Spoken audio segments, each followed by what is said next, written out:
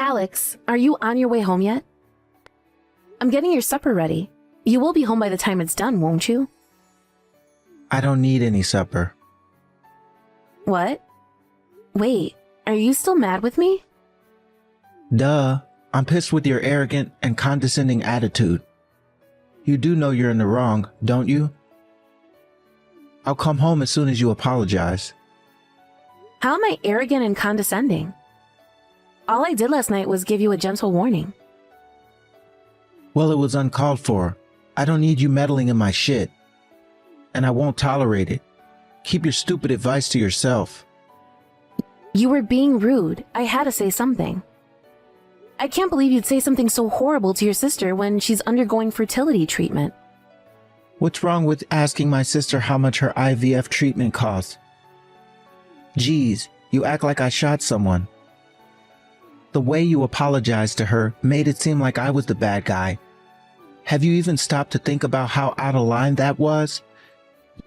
You were damn wrong, and you should be ashamed of yourself. Your sister's fertility treatment is a delicate topic, Alex. Not only that, but when she told you how much it was, you kept making disdainful comments on how expensive it was and how you thought she was crazy for carrying on with it. Nobody needed to hear any of that, and it wasn't your place to say. It's one thing to have opinions. No one can hold that against you. But to voice them in such an inappropriate way, causing so much hurt to someone very obviously going through a hard time? Seriously, I have no idea what possessed you to think that that was an acceptable way to behave. Jeez, woman. Get off my back. I was just making conversation. Besides, she was the one who came over and spoke to me after finishing up with the gynecologist. If she didn't want me to ask questions, then she should have left me alone. You're her little brother. She's obviously going to come over and say hi if she sees you around town. But she didn't just say hi, did she? She spoke to me about her fertility treatment. Isn't that because you asked her whether she was pregnant yet? People don't necessarily only go to the gynecologist when they're pregnant. They go for all kinds of things like tests and consultations too. I don't think you should go around asking people about deeply intimate private affairs like that, even if they do happen to be your sister. Shut the heck up, you annoying whiny banshee. You're like a goddamn broken record. There's no issue here. She's my brother's wife, and I can speak to her however I goddamn well please. So why should I have to walk around on eggshells with my own family? Family or not, there are some things people don't want to be asked about. You haven't been asking the women at work weird questions too, have you? We live in an age where people are quick to report things, and society has become super sensitive to all kinds of harassment. You always hear stories of bosses getting in trouble for passing comments in the workplace these days. I think you should be a little more careful. Jeez, Patricia, I know all this crap. Why do I need to hear it from you, my wife of all people? It doesn't take a genius to know you need to be careful about what you say in an age of cancel culture and political correctness. Fine. Forget I said anything. It's exactly this attitude of yours that pisses me the hell off. It's not like I'm trying to be condescending or anything. I'm only saying these things because I love you. And why do I need you to warn me about anything at all? You're not in a position to warn anyone about anything. Stop acting like a know-it-all, you pathetic high school dropout. I'm not trying to be a know-it-all, Alex. Shouldn't you be thinking about your own position instead of giving me unsolicited advice? My position? I'm a full-time employee with a steady long-term contract at a prestigious major global company. And you're a housewife who works some crummy part-time supermarket job. Where the hell do you get off acting like such a big shot? I'm really not trying to act like a big shot, not at all. I pay for you to exist, woman. I feed you, I clothe you, and I keep a roof over your head. You'd do well to remember that. You don't get sassy with the man of this house. Please, Alex, why won't you try to understand where I'm coming from? I feel like everything I say automatically gets interpreted as an attack. You're the one who doesn't understand anything. Just stop barking orders at me, and we won't have any problems. I don't need your advice, 'cause thinking is a man's job. Reply unnecessary. Alex, there's a parcel here for you. Did you buy something else? What's the problem if I did? I bought it with my hard-earned money. What does it have to do with you? I'm asking you because it does have something to do with me. I warned you about the spending on your credit card being way too high just last month. You've already used up this whole month's allowance already, and it's only the 5th. You're halfway into next month's budget, for crying out loud. So what? So stop spending money we don't have. What's the issue here? We can still get by. Only because I'm covering the excess with my wages from my part-time job. So let me ask you again. What's the issue here? There are nothing but issues here. You promised you'd leave my savings untouched so we could save for our future. There's no harm in me spending a little here and there. A little here and there? We haven't been able to save a cent in months now, Alex. Would you just cut it out and start thinking about our future for once? You have no idea how expensive things could get for us down the line. What about when we have kids? What about when we get old? What if one of us gets sick? We can't afford to be this irresponsible. Are you still freaking preaching at me, woman?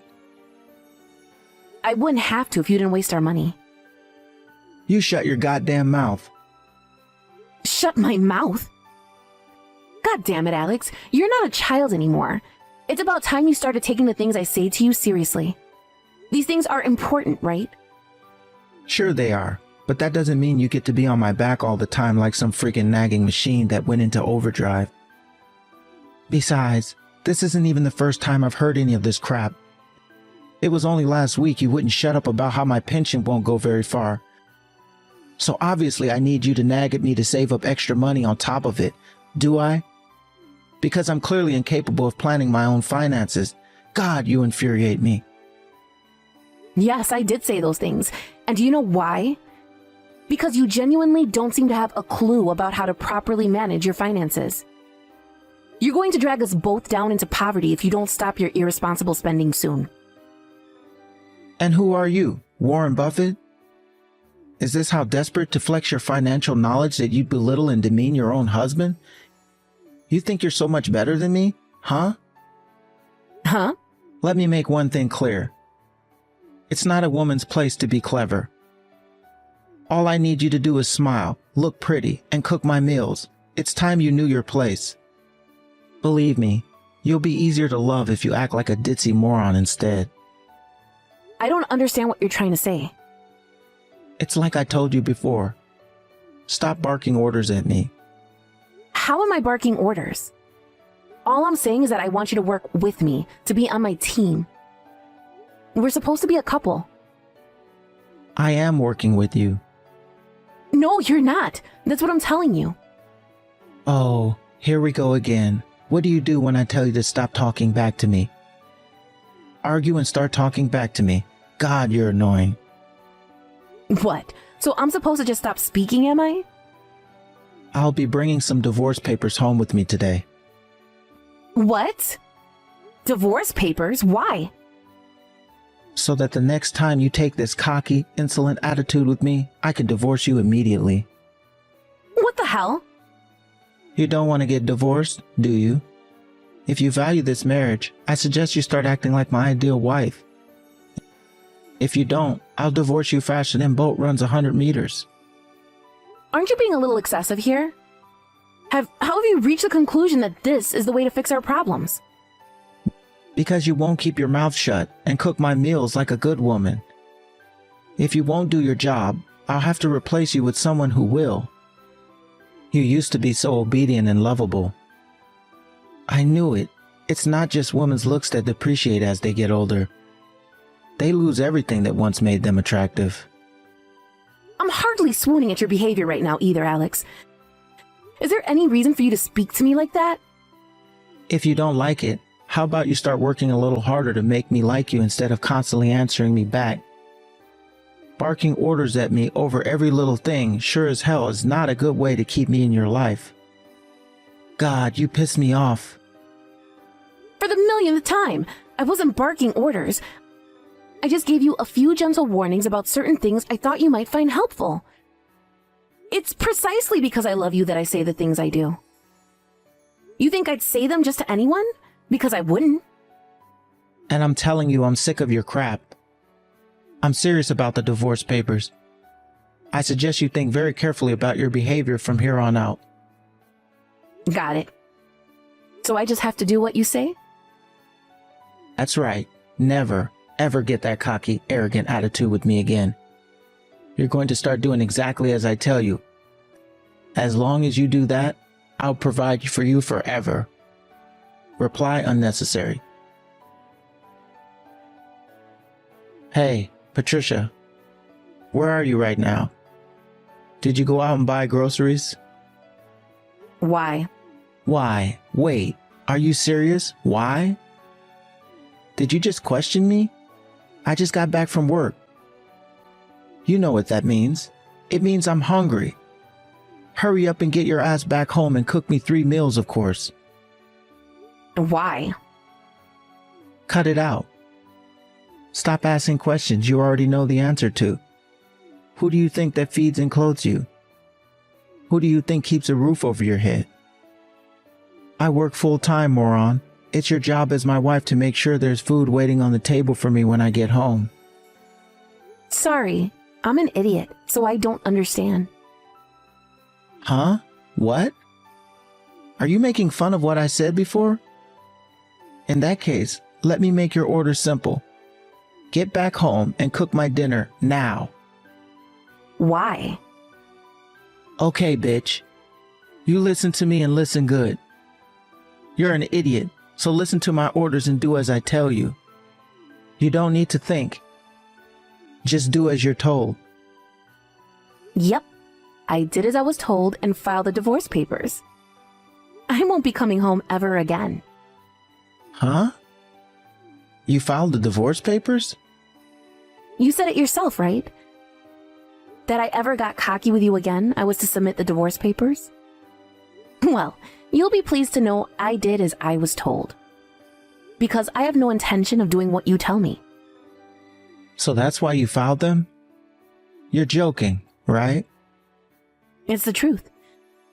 Take a look around the house if you don't believe me. You'll see that all of my personal belongings are gone. I have zero intention of ever coming home again. Don't screw around with me, Patricia. Why would you file divorce papers without my permission? I don't get why you're so upset. You were ready for a divorce yourself, right? Why else would you demand my signature for the papers? Why else would you sign them yourself? If that's not the behavior of someone ready for a divorce, then what is? That doesn't mean I wanted you to actually file them. Who does that? Why did you take me seriously? Wait, you mean you weren't serious about divorcing? Were you just using it as a threat to scare me into submission? No, it's not that I was threatening you. So what's the problem? You should be pleased, right? Not one bit. If I told you to jump off a cliff, would you do it? You weren't supposed to do everything I told you, you idiot. Try using your freaking head for once, for God's sakes. Huh? But didn't you say you'd rather have a stupid wife than one who thinks for herself? You should be celebrating. Besides, I was sick of the way you were speaking to me and spending our money like it grows on trees. When you walked in and slammed the divorce papers down in my face, I knew it was a blessing in disguise. A blessing in disguise. Don't talk crap. Stop treating divorce so lightly. You're the one who treated our marriage lightly, Alex. The fact you signed the divorce papers should have meant that you were fully prepared to go through with it. How can you be mad at me when you put your own signature on the dotted line? But I didn't expect you to actually go and file them so quickly. So why did you bring the divorce papers home in the first place? You ignored everything I said to you and constantly talked down to me. You forced me to sign them. Go and get some more marriage registration papers, now. Why? Don't ask questions. Do as I tell you. We're getting remarried. If you do that, I'll forgive you for this ridiculous stunt you pulled. Hey, Patricia, reply to me. Hey, Patricia, I'm begging you. Please respond. Please. Seriously, I'm begging you. Respond to me. I made it perfectly clear you were going to contact my lawyer if there was anything you needed to say to me. How many times are you going to spam my inbox before you get the message? Screw the lawyer. I want to speak to you directly. Can we speak on the phone? I'm on the move right now, so I can't. I see. I heard you quit your part-time job. Yeah, it's too far from my new house for me to make it. New house? Where do you live now? Like hell, I'm telling you. Let's meet up and talk. I don't have time for that. That's why I asked you to go through my lawyer. But I want to speak to you. Patricia. Well, I don't want to speak to you.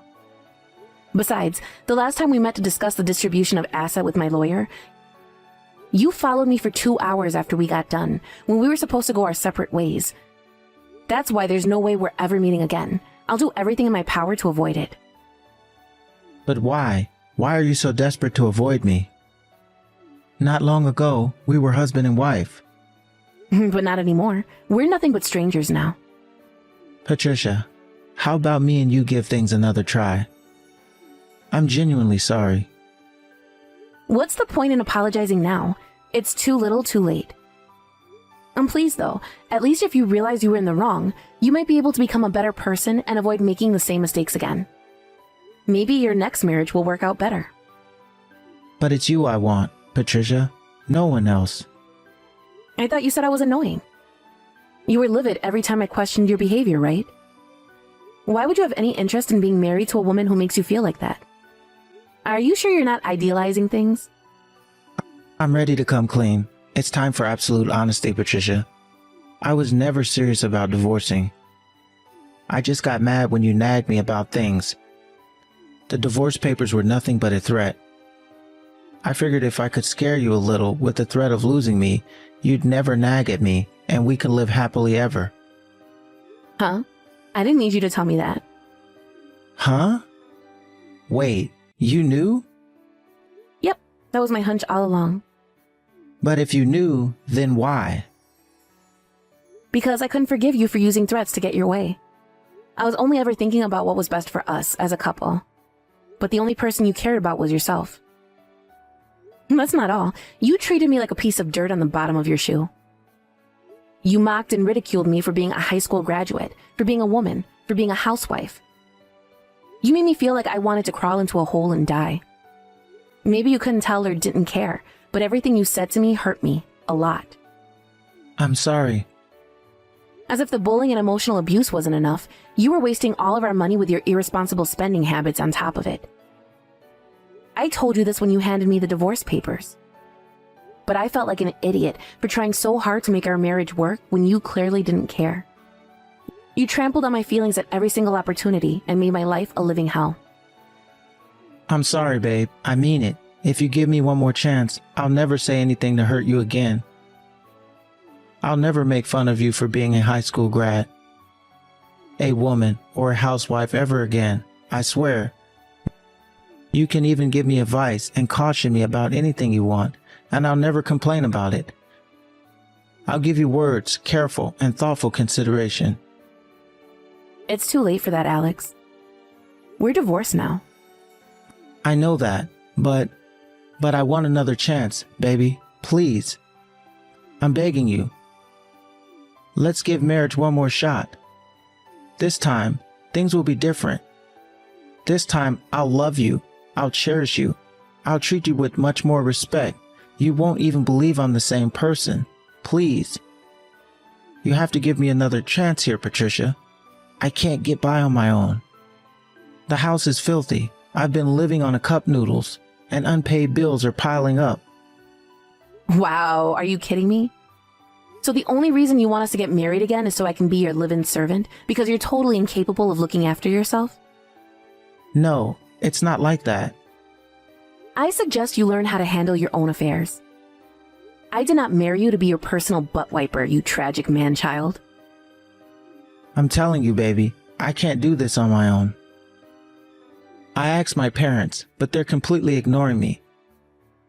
I sent them 3 paragraphs explaining how desperate I am. And all they bothered to send me was 3 words: do it yourself. They won't even reply anymore. Wow, so you went crying to mommy and daddy too? Is that why you're messaging me now? You really are a walking tragedy. I've never met a human being as incapable as you. Stop it, Patricia. You think I enjoy being this way? It's not my fault. I lived with my parents right until we got married. How can you expect me to know how to live on my own? I know that. That's why I tried teaching you how to do housework, among many other things when we moved in together. But every time I tried, you got mad because those things weren't a man's job. You said you'd give your all to make things work when we first got married. You promised to pull your weight. Sure, maybe you're in a crappy situation now, but do you know whose fault that is? Yours. You only have yourself to blame. I really am sorry, babe. Even a little kid can apologize. Your words are meaningless. Surely you're struggling too, right, babe?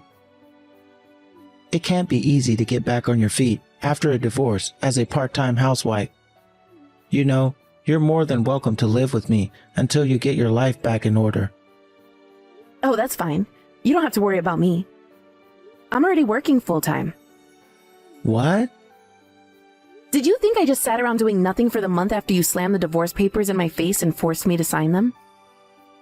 I thought seriously about my future and took the necessary steps to ensure I'd land on my feet after the divorce. Patricia, please, I'm begging you. Please, will you at least think about remarrying me? You don't have to give me an answer now. Just let me know you'll consider it. I've been an idiot, a fool. I was the one who needed you all along. That's great, honey. I'm pleased you finally understand. Unfortunately for you, I'm sick of you. You're the one who put divorce on the table. All I did was take you up on it. I'll never look after a wasteful, abusive, domineering lowlife like you again for as long as I live. Reply unnecessary. After that, I got a new phone and changed my number so my ex-husband wouldn't be able to pester me with his groveling messages. My lawyer did get a few more messages from Alex, but they were about the most pathetic things you could imagine, such as questions on how to pay the gas bill or how to sell a house. Eventually, even my lawyer reached his wit's end and told him to look into it by himself. A few weeks after the divorce, Alex's big brother paid his wayward sibling a visit to check up on how he was doing. Apparently, he found him huddled up in the corner of a filthy room full of empty cup noodle cartons and beer bottles, crying hysterically in the fetal position. It looks like his fundamental lack of basic life skills is finally coming back to bite him. According to Alex's big brother, his entire family has decided to operate on a tough love policy of not offering him any support, in the hope it'll lead him to finally learning the skills needed to live and support himself. And that's not all. Apparently, Alex started behaving so horribly to his subordinates at work after the divorce that he was summoned to a disciplinary meeting, demoted, and slapped with a huge pay cut. It was hard for me to commit to the divorce at first due to all the memories of how good things were at the start of our marriage. But eventually, I realized you can't live on memories, and I did what I had to do. Now, I don't have a single regret. I found myself a new job after moving, and now I'm super fulfilled by my somewhat hectic and incredibly rewarding work life. I don't have to tolerate abuse or wasteful spending from anyone anymore. Now I can finally live on my own terms while saving up money at my own pace. My stress levels are non-existent, and I'm having a blast. I'm so excited to find out what my fresh start holds in store for me. And for the first time in a long time, I'm filled with happiness and optimism for the future.